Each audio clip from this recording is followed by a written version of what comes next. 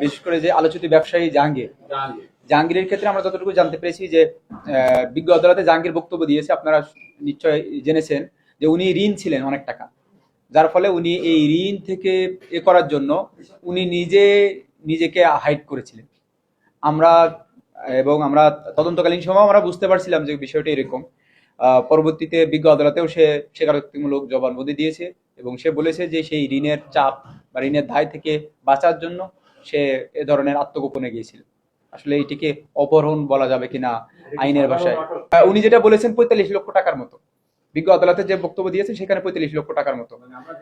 আমরা শুনছিলাম যে বিভিন্ন জনশ্রুতির প্রায় ১ কোটি টাকার মতো সে ঋণী, আর বিজ্ঞ আদালতে সে বলেছেন ৪৫ লক্ষ টাকা।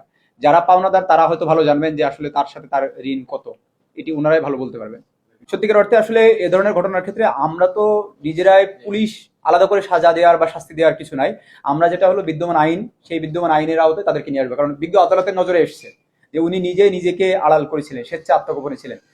আমরা বিশ্বাস করি যে এই ঘটনায় একটি মামলা রুজু হয়েছে।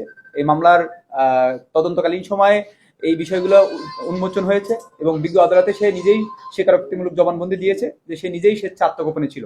তো বিজ্ঞ আদালত এই বিষয়গুলো বিবেচনায় নিয়ে এই বিষয়ে যে ধরনের আইনানুগ ব্যবস্থা বা যে ধরনের শাস্তি দেওয়ার প্রয়োজন আছে, বিজ্ঞ আদালত সেই ধরনের ব্যবস্থা নেবেন।